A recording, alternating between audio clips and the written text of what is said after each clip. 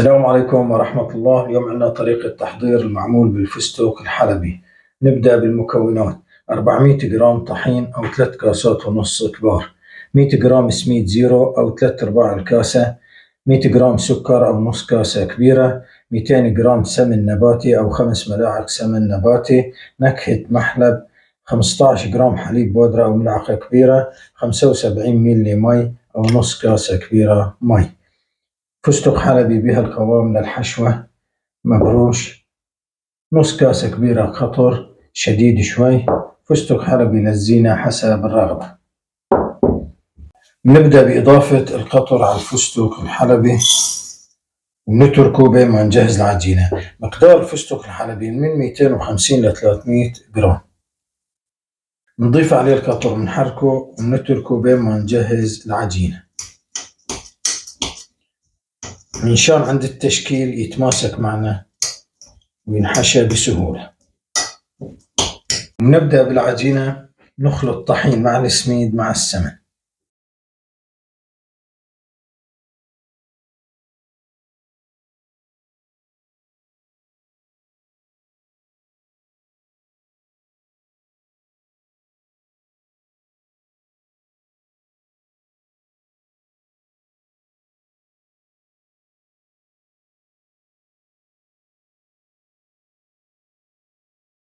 نفرك الطحين والسميد بالسمن بهالشكل.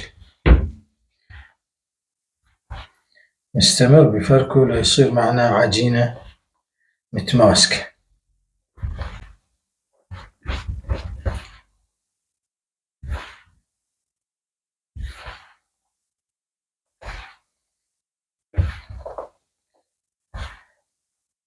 دقة بالمقادير مطلوبة والتسلسل بالطريقة كمان مطلوب لتنجح معنا.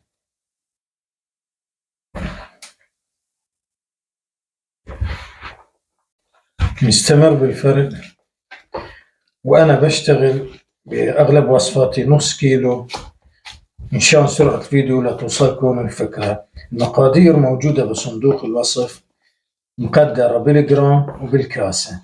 إذا حبيتوا تشتغلوا كمية أكبر ضعفوا الكمية، واللي بيحب يشتغل كمية كيلين أو 3 أنا بنصح يشتغل كل كيلو لحال، يعني لا يجن كيلين أو 3 طحين كيلو. بعد ما وصلت معنا العجينة لهالمرحلة بنفردها بهالشكل. بندوب السكر بالماء مع حليب البودرة مع نكهة بسيطة محلب. نكهات حسب الرغبة، فيكم تضيفوا النكهة يلي بدكم إياها. نحركهم ليذوب السكر تماما.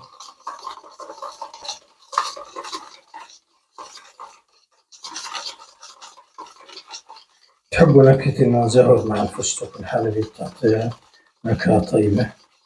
بعد ما ذوب السكر والحليب بالماء نضيفه على العجينة، نشربه للعجينة تشريب.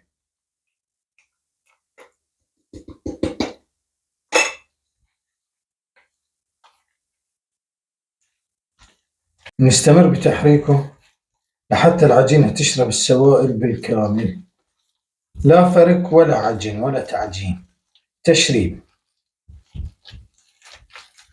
بعد ما صارت العجينة جاهزة نبدأ بتقطيعها. حاول تكون القطعة متساوية بالحجم، ما في داعي للتريح أو التخمير أو تركها بالبراد. بعد ما تصير جاهزة مباشرة على التقطيع، ومن بعد نحشيها بالفستق الحلبي. ومشان الحشوة إذا ما تماسكت معنا بس بنفركها بهالشكل، بنحاول نجمعها. بما أنه القطر شديد والفستق مبروش بتماسك بسهولة مثل ما شايفين كأنها عجينة.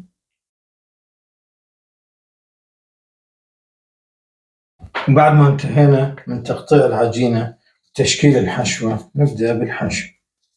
نفرد العجينة بكف ايدنا بهالشكل.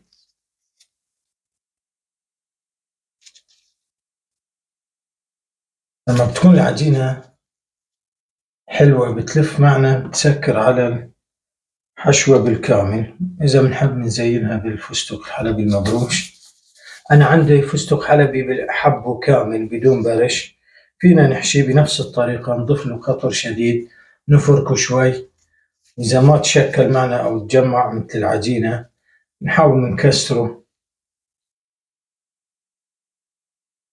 أنا اخترت هذا مفروم جاهز، أسهل للتشكيل ولتجميعه وأسهل للشغل وأسرع. بعد ما انتهينا من حشوهم بالفستق الحلبي بدنا نشكلهم بالمكبس أو القالب المتوفر عنا. بما أنه الصواني والأفران بتختلف، فينا نحط بأرضية الصينية ورق زبدة أو ندهنها بسمن أو نغبرها طحين. أنا ما بستخدم شيء. إذا إجا على المكبس أو القالب عجينة فينا نغبرها بهالشكل بالفرشاة، ننظفها بالفرشاة ونغبرها طحين ونستمر بالكبس. من بعدها على الفرن مباشرة درجة حرارة 240 نشوي وجهها، نطالع نبردها شوي ونشوي أرضيتها. بعد شوي بنشوف النتيجة سوا إن شاء الله. بعد ما طلعناه من الفرن تركناه فترة ليبرد. هاي النتيجة شي فاخر على الآخر. أنا اشتغلت كم قطعة بهذا القالب، كمان نتيجته كتير حلوة بس بيعذب شوي بالشغل.